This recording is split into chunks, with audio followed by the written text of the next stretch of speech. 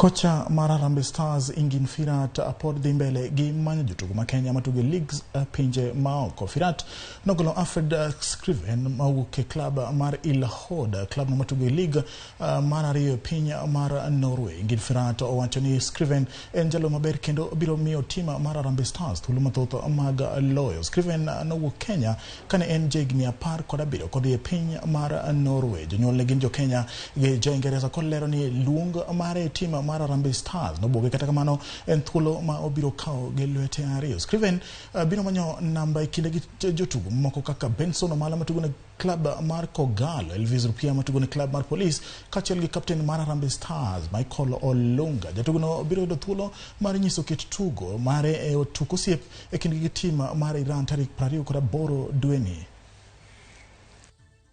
I've just been trying to adapt.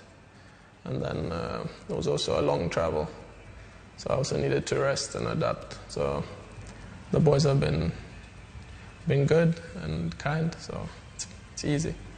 Alfred is bringing something which I miss in Kenyan League. Kenyan League is a very soft league, so we don't play physical in Kenya. It's even for me, it's very surprising because everybody is watching Premier League, but if I look in Kenya, every contact we will be whistled with foul, so therefore we are not really physical. Club mar Murang'a Seals